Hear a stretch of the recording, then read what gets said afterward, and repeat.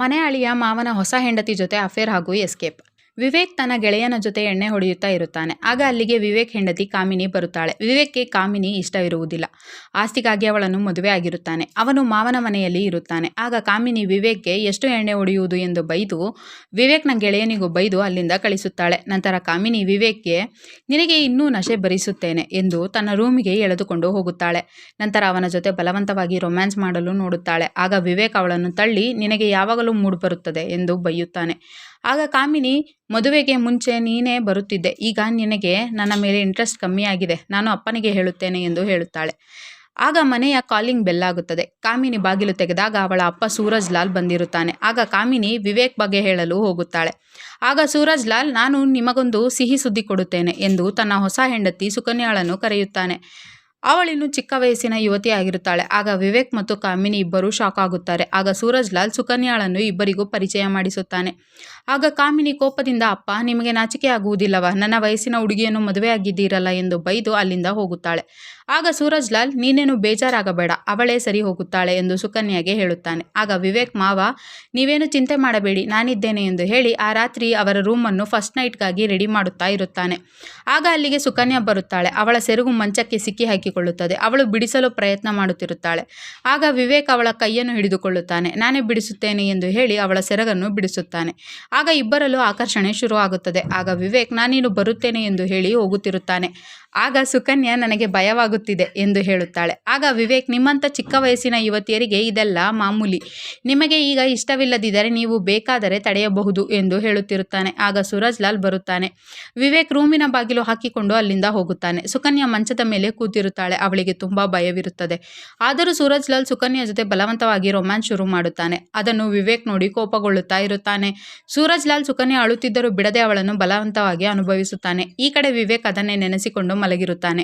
ಮರುದಿನ ಬೆಳಗ್ಗೆ ಎಲ್ಲರೂ ತಿಂಡಿ ಮಾಡುತ್ತಾ ಇರುತ್ತಾರೆ. ಆಗ ಸೂರಜ್ ಲಾಲ್ ಮಗಳಿಗೆ ನಿನಗೆ ಇನ್ನೂ ನನ್ನ ಮೇಲೆ ಕೋಪಾನ ಎಂದು ಕೇಳುತ್ತಾನೆ. ಆಗ ಕಾಮಿನಿ ನಿಮಗೆ ಈಗ ಮದುವೆಯ ಅವಶ್ಯಕತೆ ಏನಿತ್ತು ಎಂದು ಕೇಳುತ್ತಾಳೆ. ಆಗ ಸೂರಜ್ ಲಾಲ್ ನಾನು ನಿನ್ನೆ ಒಂದು ಸಾಮೂಹಿಕ ಮದುವೆಗೆ ಹೋಗಿದ್ದೆ.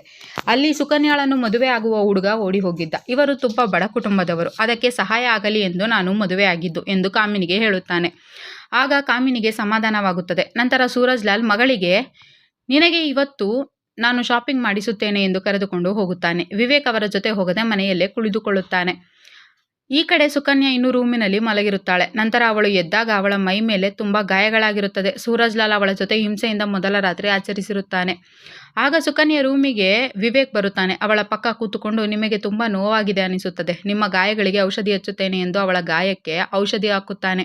ನಂತರ ಅವಳನ್ನು ಪ್ರೀತಿಯಿಂದ ಮಾತನಾಡಿಸುತ್ತಾನೆ. ಇಬ್ಬರಲ್ಲೂ ಒಂದು ರೀತಿಯ ಪ್ರೇಮ ಶುರುವಾಗುತ್ತದೆ. ಆಗ ಕಾರ್ ಬರುವ ಶಬ್ದ ಬರುತ್ತದೆ. ವಿವೇಕ್ ರೂಮಿನಿಂದ ಹೋಗಿ ಬಿಡುತ್ತಾನೆ. ಮರುದಿನ ಸುಕನ್ಯಾ ಬಟ್ಟೆ ಒಣ ಹಾಕುತ್ತಾ ಇರುತ್ತಾಳೆ. ಆಗ ಸೂರಜ್ ಲಾಲ್ ಹಿಂದೆಯಿಂದ ಬಂದು ಸುಕನ್ಯಾಳನ್ನು ತಬ್ಬಿಕೊಳ್ಳುತ್ತಾನೆ. ಸುಕನ್ಯಾಗೆ ಇಷ್ಟವಿರುವುದಿಲ್ಲ. ಆದರೂ ಸೂರಜ್ ಲಾಲ್ ಬಲವಂತವಾಗಿ ಅವಳ ಜೊತೆಯಲ್ಲಿ ರೊಮ್ಯಾನ್ಸ್ ಮಾಡಲು ನೋಡುತ್ತಾನೆ. ಅದನ್ನು ವಿವೇಕ್ ನೋಡಿ ಬಿಡುತ್ತಾನೆ. ಅವನಿಗೆ ಕೋಪ ಬಂದು ಒಂದು ಕಲ್ಲು ತೆಗೆದುಕೊಂಡು ಸೂರಜ್ ಲಾಲ್ ತಲೆಗೆ ಹೊಡೆಯುತ್ತಾನೆ. ಆಗ ಸೂರಜ್ ಲಾಲ್ಗೆ ಏಟಾಗಿ ಯಾರದು ಎಂದು ಕೂಗುತ್ತಾನೆ. ಆಗ ಸುಕನ್ಯಾ ಬಾ ನಿಮಗೆ ಔಷಧಿ ಹಚ್ಚುತ್ತೇನೆ ಎಂದು ಸೂರಜ್ ಲಾಲ್ನ ಕರೆದುಕೊಂಡು ಹೋಗುತ್ತಾಳೆ. ಸುಕನ್ಯಾಗೆ ವಿವೇಕ್ ಹೊಡೆದಿರುವುದು ಎಂದು ಗೊತ್ತಾಗುತ್ತದೆ. ಆ ರಾತ್ರಿ ವಿವೇಕ್ ಮತ್ತು ಸುಕನ್ಯಾ ಒಬ್ಬರನ್ನೊಬ್ಬರು ನೆನೆಸಿಕೊಳ್ಳುತ್ತಾ ಇರುತ್ತಾರೆ. ಆಗ ಸುಕನ್ಯಾ ಮೆಲ್ಲಗೆ ಎದ್ದು ಹೊರಗೆ ಬರುತ್ತಾಳೆ. ಈ ಕಡೆ ವಿವೇಕ್ ಕೂಡ ಹೊರಗೆ ಬರುತ್ತಾನೆ. ಆಗ ಇಬ್ಬರು ಒಬ್ಬರನ್ನೊಬ್ಬರು ನೋಡುತ್ತಾರೆ. ಆಗ ಸುಕನ್ಯಾ ನಿಮಗೆ ನಾನು ಬಂದಿದ್ದು ಹೇಗೆ ಗೊತ್ತಾಯಿತು ಎಂದು ಕೇಳುತ್ತಾಳೆ. ಆಗ ವಿವೇಕ್ ನಿಮ್ಮ ಕಾಲಿನ ಗೆಜ್ಜೆಯ ಶಬ್ದಕ್ಕೆ ನಾನು ಬಂದೆ ಎಂದು ಹೇಳಿ ಅವಳ ಕೈಯನ್ನು ಹಿಡಿದು ತಬ್ಬಿಕೊಳ್ಳುತ್ತಾನೆ. ಇಬ್ಬರು ರೊಮ್ಯಾನ್ಸ್ ಶುರು ಮಾಡುತ್ತಾರೆ. ಅಷ್ಟರಲ್ಲಿ ಸೂರಜ್ ಲಾಲ್ ಬಂದು ಬಿಡುತ್ತಾನೆ. ಸುಕನ್ಯಾಗೆ ಬೈದು ನೀನು ಒಳಗೋಗು ಎಂದು ಕಳಿಸುತ್ತಾನೆ. ನಂತರ ವಿವೇಕ್ನ ಕುತ್ತಿಗೆ ಹಿಡಿದು ನೀನು ನನ್ನ ಮನೆಯಲ್ಲಿ ಬಿದ್ದಿರುವ ನಾಯಿ, ನಿನ್ನ ಅತ್ತೆಯ ಜೊತೆ ಹೀಗೆ ನಡೆದುಕೊಳ್ಳುತ್ತೀಯಾ ಎಂದು ಕೇಳುತ್ತಾನೆ. ಆವಾಗ ವಿವೇಕ್ ಅವಳು ನನ್ನ ವಯಸ್ಸಿನವಳು, ಅವಳನ್ನು ನಾನು ಇಷ್ಟಪಟ್ಟಿದ್ದೇನೆ ಎಂದು ಹೇಳುತ್ತಾನೆ. ಆಗ ಸೂರಜ್ ಲಾಲ್ ನನ್ನ ಮಗಳಿಗಾಗಿ ನಿನ್ನ ಬಿಟ್ಟಿದ್ದೇನೆ, ಇಲ್ಲ ಅಂದರೆ ನಿನ್ನನ್ನು ಮುಗಿಸುತ್ತಿದ್ದೆ ಎಂದು ಹೇಳುತ್ತಾನೆ. ಆಗ ಅಲ್ಲಿಗೆ ಕಾಮಿನಿ ಬರುತ್ತಾಳೆ. ಆಗ ಸೂರಜ್ ಲಾಲ್ ಇದು ನಿನಗೆ ಕಡೆಯ ವಾರ್ನಿಂಗ್ ಎಂದು ಹೇಳಿ ಅಲ್ಲಿಂದ ರೂಮಿಗೆ ಹೋಗಿ ಸುಕನ್ಯಾಗೆ ಹೊಡೆಯಲು ಶುರು ಮಾಡುತ್ತಾನೆ. ಈ ಕಡೆ ವಿವೇಕ್ ರೂಮಿಗೆ ಹೋಗುತ್ತಾನೆ. ಆಗ ಕಾಮಿನಿ ಏನಾಯಿತು ಅಪ್ಪ, ಯಾಕೆ ಬೈಯುತ್ತಿದ್ದರು ಎಂದು ಕೇಳುತ್ತಾಳೆ. ಆಗ ವಿವೇಕ್ ಸಿಟ್ಟಿನಿಂದ ನಾನು ಸುಕನ್ಯಾಳನ್ನು ಇಷ್ಟಪಟ್ಟಿದ್ದೇನೆ, ಅವಳೆಂದರೆ ನನಗೆ ಇಷ್ಟ, ನಿನ್ನನ್ನು ನಾನು ಹಣಕ್ಕಾಗಿ ಮದುವೆ ಆದೆ ಅಷ್ಟೇ ಎಂದು ಹೇಳುತ್ತಾನೆ. ಆಗ ಕಾಮಿನಿ ಕೋಪದಿಂದ ನನಗೆ ಮೋಸ ಮಾಡುತ್ತಿದೆಯೇ ಎಂದು ವಿವೇಕ್ನ ಕತ್ತನ್ನು ಇಸುಕಿ ಕೊಲೆ ಮಾಡಲು ಹೋಗುತ್ತಾಳೆ. ಈ ಕಡೆ ಸೂರಜ್ ಲಾಲ್ ಸುಕನ್ಯಾಗೆ ಚೆನ್ನಾಗಿ ಹೊಡೆಯುತ್ತಿರುತ್ತಾನೆ. ಈ ಕಡೆ ವಿವೇಕ್ ಕಾಮಿನಿಯ ತಲೆಯನ್ನು ಗೋಡೆಗೆ ಹೊಡೆಸಿ ಅವಳನ್ನು ಕೊಲೆ ಮಾಡುತ್ತಾನೆ. ಆ ಕಡೆ ಸುಕನ್ಯಾ ಕೋಪದಿಂದ ಫ್ಲವರ್ ಪಾಟ್ ಇಂದ ಸೂರಜ್ಲಾಲ್ ತಲೆಗೆ ಜೋರಾಗಿ ಹೊಡೆಯುತ್ತಾಳೆ. ಸೂರಜ್ಲಾಲ್ ಅಲ್ಲೇ ಪ್ರಾಣ ಬಿಡುತ್ತಾನೆ. ನಂತರ ಇಬ್ಬರು ರೂಮಿನಿಂದ ಹೊರಗೆ ಬರುತ್ತಾರೆ. ಆಗ ವಿವೇಕ್ ನಾನು ಕಾಮಿನಿಯನ್ನು ಕೊಲೆ ಮಾಡಿಬಿಟ್ಟೆ ಎಂದು ಹೇಳುತ್ತಾನೆ. ಆಗ ಸುಕನ್ಯಾ ನಾನು ಅವರನ್ನು ಕೊಲೆ ಮಾಡಿದೆ ಎಂದು ಹೇಳುತ್ತಾಳೆ.